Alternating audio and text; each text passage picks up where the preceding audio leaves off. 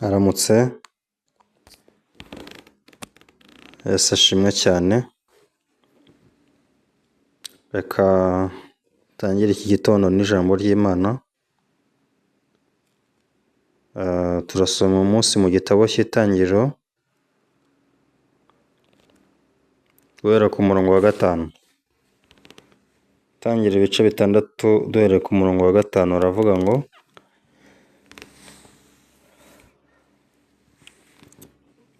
kandi Uwiteka abona yuko ingeso z'abantu zari mbi cyane mu isi, kandi ko kwibwira kose imitima yabo itekereza ari kubi gusa iteka ryose. Uwiteka yicuza yuko yaremye abantu mu isi, bimutera agahinda mu mutima. Uwiteka aravuga ati: nzarimbura abantu naremye, mbatsembe mu isi uhereye ku muntu n'inyamaswa n'amatungo n'ibikururuka n'inyoni n'ibisiga byo mu kirere, kuko nicujije yuko nabiremye. Ariko Nowa agirira umugisha ku Uwiteka. Uru ni ryo rubyaro rwa Nowa. Nowa yari umukiranutsi, yatunganaga rwose mu gihe cye.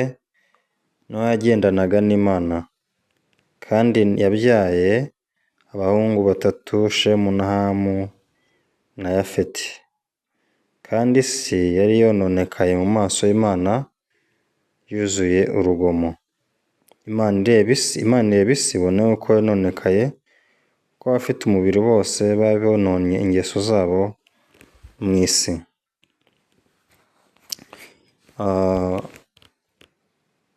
Umwuzure ni ikintu gishidikanywaho n'abantu benshi ko cyaba cyarabayeho, ko cyaba kitarabayeho, cyangwa se cyaba cyarabayeho. Cyane cyane mu buryo bwa siyanse ntabwo bashoboraga kwemera ko iki kintu ari ikintu cyabayeho. Ariko mu by'ukuri ibisigaratongo byakomeje kwerekana na siyanse ko yemera ko yaje gusanga umwuzure ari ikintu kigeze kubaho mu mateka y'isi. Imana irema umuntu, yamurema imyishimiye.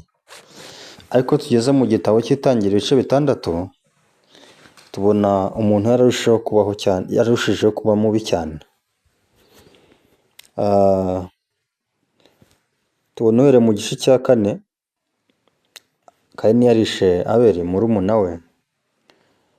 Ariko birakomeza bikagenda byagera mu gice cya 6, bikarushaho kuba bibi cyane.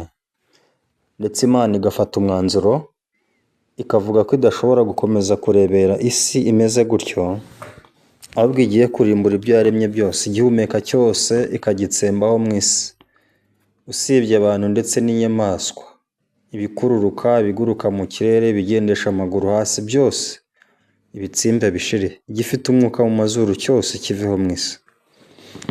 Iyo niyo mwanzuro Imana yafashe. Kubera iki? Kubera ko Imana yari amaze kubona ko buri kimwe cyose cyandutse kibi cyane. Umurongo wa 7 ngo: Uwiteka aravuga ati: nzarimbura abantu naremye, mbatsembe mu isi uhereye ku muntu n'inyamaswa n'amatungo n'ibikururuka n'inyoni n'ibisiga byo mu kirere, kuko nicujije uko nabiremye. Umurongo wa 8 uvuga ngo: ariko Nowa agirira umugisha ku Uwiteka. Mu maso y'Imana ubwo yarebaga mu isi, abonye nta n'umwe ushobora kurokoka. Imana yarebye ibona nta n'umwe ukwiriye kubaho, kubera ububi bwabyo, kubera ibyaha. Nyuma tuza gusanga koko ibyo Imana yavuze yabishyize mu bikorwa.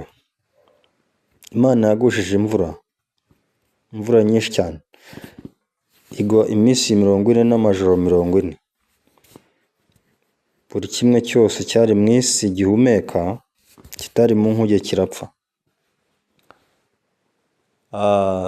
Tubona iki gihe umugabo umwe witwa Nowa ari we ushimwa mu bari mu isi bose, ndetse aba ari nawe Imana itegeka kubaza inkuge, kugira ngo azabashe kubaho n'ibizaba biri mu nkuge byose.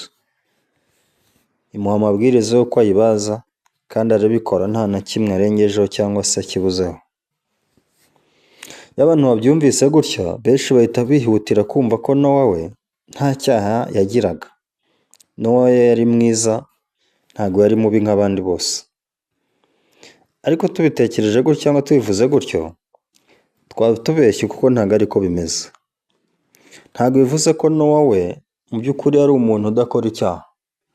Ntabwo bivuze ko Nowa kuva yavuka kugeza kiriya gihe ubwo Imana yamubonekeraga, Nowa yari umuntu mwiza utagira icyaha mu migendere no mu mivugire ye. Ntabwo ari cyo bishatse kuvuga. Impamvu atari cyo bishatse kuvuga ni uko dusomye Bibiliya neza, aya magambo Bibiliya yavuze. Bibiliya yavuze ngo kandi Uwiteka, umurongo wa 5, duhere ku murongo wa 5, ngo kandi Uwiteka abona ko ingeso z'abantu zari mbi cyane mu isi, kandi ko kwibwira kose imitima bitekereza ari kubi gusa iteka. Umurongo wa 6 turavuga ngo Uwiteka yicuza yuko waremye abantu mu isi, bimutera agahinda mu mutima. Ntabwo abantu bari babi ukuyemo Nowa, ahubwo Nowa yari arimo. Nta nubwo ibintu byendaga gutsembwa n'Imana wari ukuyemo Nowa. Nowa nawe yari arimo, kuko ko ntabwo ari we wari wasigaye mu maso y'Imana ari umuntu mwiza.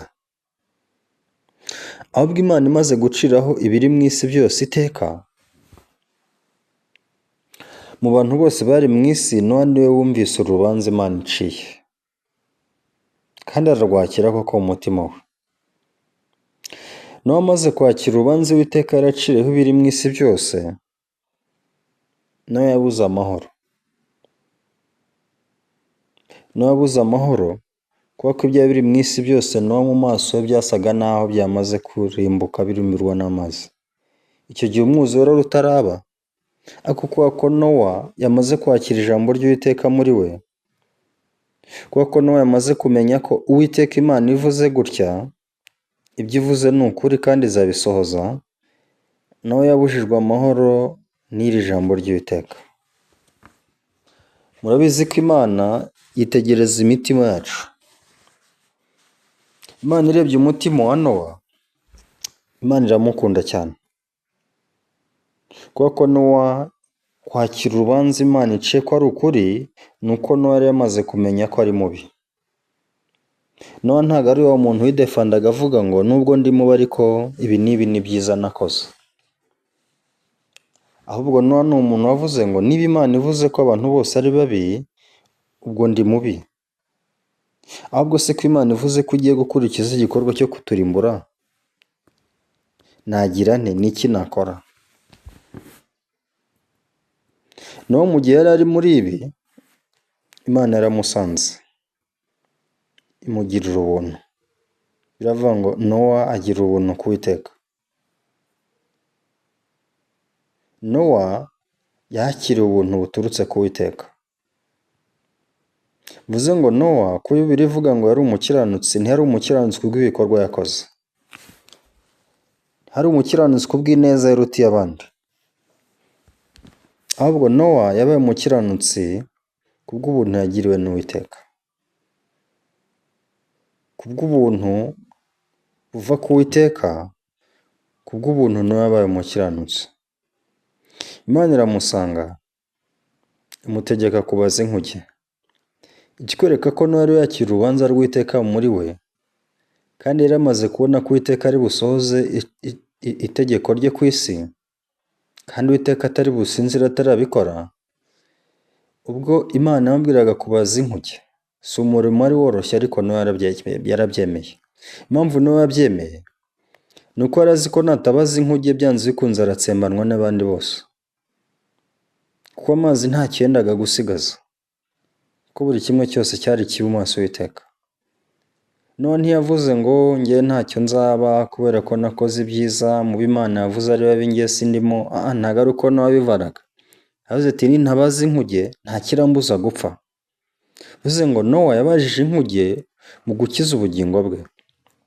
Nowa arayibaza imyaka myinshi, arayibaza nk'uko Imana yabimutegetse. Igihe kigeze inkuge iruzura.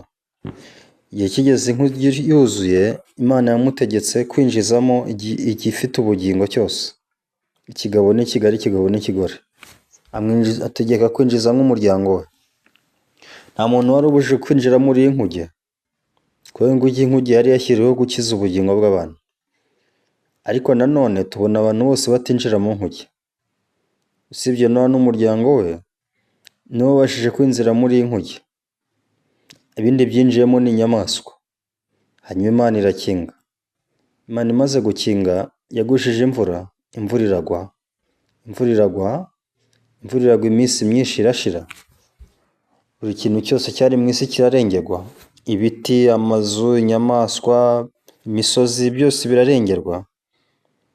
Uwiteka asohoza iteka yaciriye ku bari mu isi. Hano turabona abari mu nkuge bari bazima, ariko abari hanze y'inkuge nta n'umwe wari ukiri muzima, abo bose amazi yarabahitanye. Ariko kandi iyo twitegereje tubona abari mu nkuge si uko barokotse kubera ko bari beza, barokotse kubera ko bari mu nkuge gusa. Ese ni iki cyatumye binjira mu nkuge? Imitima y'abari mu nkuge n'abatari mu nkuge yari itandukanye, kuko imimerere y'imitima y'abari mu nkuge ntibigaragaza ko bari bagize ubwoba bwo kurimbuka. Kuko bari bagize ubwoba bwo kurimbuka, bagize amahirwe bakabona inkuge bayihungiyemo, kuko baravuze bati nta kiratubuza kurimbuka, kuko Imana yamaze gucira iteka abari mu isi bose ko ari babi kandi yenda kubarimbura. None ndi mubi, ese ni iki nakora kugira ngo ndokore ubugingo bwanjye? Abo barirukanse bajya mu nkuge. Ariko abari hanze y'inkuge impamvu batinjiye ni uko bavuze ngo ntacyo nenda kuba. Njyewe nubwo Imana yavuze ngo abari mu isi bose ni babi kandi Imana yenda kubica, njye sindi muri abo ngabo. Mu Imana irimbura ntabwo ndimo. Sindi mubi, ndi mwiza. Nakoze umurimo w'Imana, nakoreye Imana. Njye ndi ndakemwa mu mico no mu myifatire. Njye nubahiriza amategeko y'Imana. Njye nkunda umurimo w'Imana. Ese ni gute Imana yimburanira bari abanyabyaha? Abantu nk'aba bari bafite imitima itekereza gutya bararimbutse, kuko uyu mutima bakomeje kugundira watumye badahungira mu nkuge ngo babashe gukiza ubugingo bwabo nk'abandi. Ariko abandi bavugaga ngo ntacyo nakoze cyiza, ntacyo nakoze cyatuma mbaho. Imana yavuze ko ndi mubi. Imana yavuze ko ndi mubi, yarebye umutima wanjye. Imana yavuze ko ndi mubi kandi nkwiriye gupfa, yarabibonye. Ubwo yabibonye rero ikaba inshyiriyeho amahirwe yo kurokoka mu nkuge, kandi mu nkuge hakaba hatari kujyamo abeza, reka nkungire mu nkuge. Imvura izagwa byanze bikunze icyo Uwiteka yavuze kizaba. Umuntu nk'uyu yabashije kwinjira mu nkuge.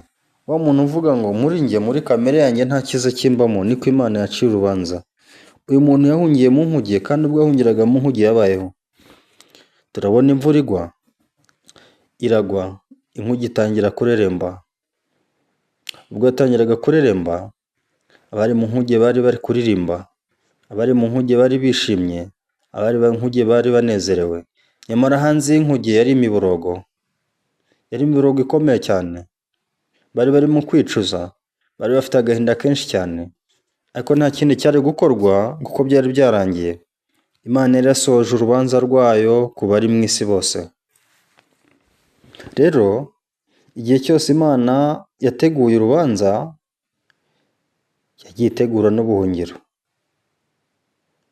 Imana yagiye itegura urubanza, igategura n'ubuhungiro. Imana yategura urubanza rwo kurimbura abari mu isi bose n'igihumeka cyose mu isi, yateganyije inkuge. Inkuge ntiyari iy'abantu beza.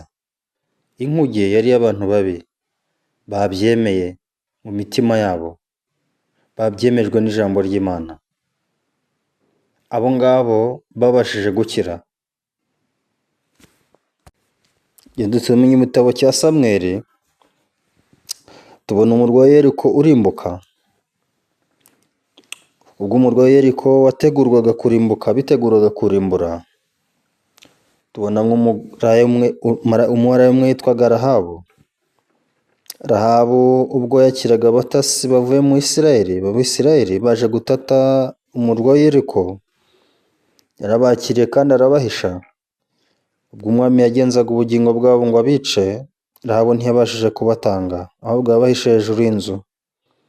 Ubwo yabahishaga hejuru y'inzu, ababashakaga bagiye, Rahabu yarabaretse ngo bagende, ariko kandi basigaye bamusezeranyije isezerano y'uko ubwo bazaza kurimbura umurwa wa Yeriko, bazamukizanya n'umuryango we.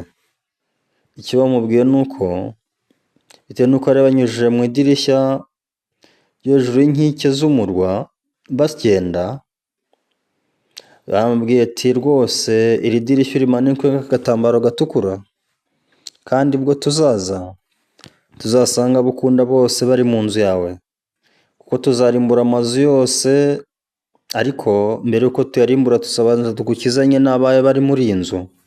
Rero mu gihe cyo kurimbura umurwa wa Yeriko, ahantu hari amahoro ni hamwe, abantu bari bafite amahoro ni bamwe, ni abantu bari bari mu nzu ya Rahabu.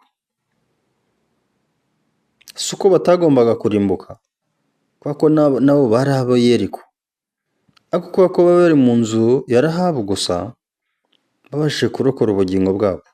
Ese ni gute babashije kugera mu nzu ya Rahabu? Ubundi ntabwo byari ibintu byumvikana. Rahabu ntabwo ari umuntu wari ufite amanota meza muri sosiyete. Rahabu yari maraya, yari umuntu ucuruza umubiri we, kandi kiriya gihe bari abantu banenwa n'abantu bose. Rero kumvisha abantu ngo Abisirayeli bagiye kurimbura uyu murwa wa Yeriko, ariko uzaba uri iwanjye ntazarimbuka, ni ibintu bitumvikanaga. Ese wowe urinde? Ese wowe urinde Abisirayeli batazakoraho? Ese wowe uri igiki? Usibye kuba uri maraya hano gusa, umugore uteye isesemi gusa. Ariko mu by'ukuri hari abo yabwiye baraza. Birumvikana birashoboka ko hari n'abo yabwiye bakamusuzugura ntibaze. Ariko ikigaragara ni uko Abisirayeli ubwo begeraga umurwa wa Yeriko, barawuzengurutse. Ubwo wazengurukaga karindwi ukariduka, abasirikari basimbukiyemo imbere, bagera kuri ya nzu ya maraya Rahabu, barabanza baramusohora n'abo bari kumwe bose.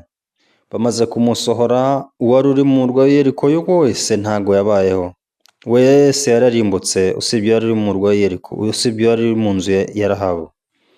N'ahangaha rero mu gihe cy'umwuzure, wari uri mu nkuge yararokotse, ariko wari hanze y'inkuge wese yararimbutse.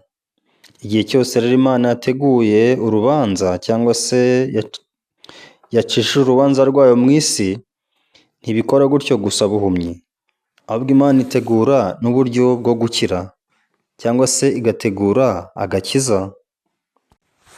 Kugira ngo rero abantu binjire mu nzu ya Rahabu byasabaga kwizera gusa, ntabwo ari uko ari ibintu bashoboraga kumva, ntibyumvikanaga.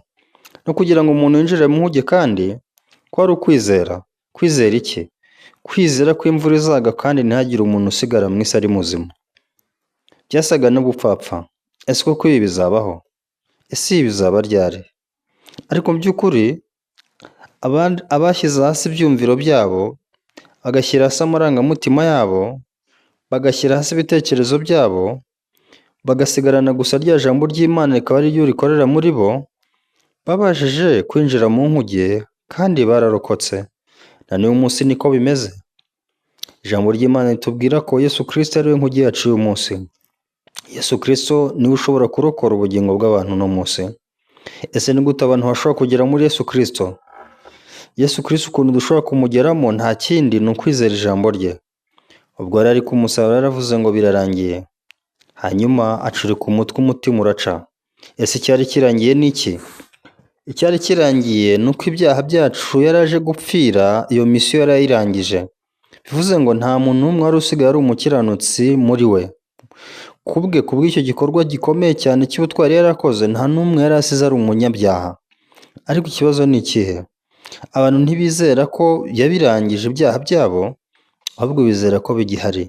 Mu yandi magambo, abantu ntibashaka guhungira muri iyo nkuge, ahubwo abantu bagomeza guhera hanze. Barimo baratekereza ukuntu bashobora gukira ibyaha, barimo barashakisha izindi nzira bashobora gukoresha kugira ngo bakire ibyaha. Ariko ukuri ni uko nta yindi nzira ihari ishobora gutuma umuntu akira ibyaha, usibye inzira imwe rukumbi, ari umusaraba wa Yesu Kristo. Rero igihari ni uko njye nawe turabakiranutsi kubw'umusaraba wa Yesu Kristo. Njye nawe turaba dufite icyaha imbere y'Imana kubw'umusaraba wa Yesu Kristo. Rero turamutse twizeye iryo jambo, twabaho tumeze nk'abantu bari mu nkuge. Nk'uko abari mu nkuge nta mazi yigeze abageraho, nta cyago kigeze kibageraho, ni nako natwe ku munsi w'imperuka abizeye Kristo abari mu nkuge ariyo Kristo uyu munsi, abizeye ijambo rye bakamenya ko nta rubanza rw'ibyaha rubariho kubw'urupfu rwa Yesu Kristo, ibyo ngibyo bizabarokora kandi impano Imana ibagenera ni ubugingo buhoraho, ni ubugingo bw'iteka ryose. Reka dusome Bibiliya. Reka dusome igitabo cya Yohana wa mbere ibice bibiri umurongo wa 12. Yohana wa mbere ibice bibiri umurongo wa 12 aravuga ngo, ndabandikiye abana bato kuko ibyaha byanyu mwabibabariwe kubw'izina rye. Amen.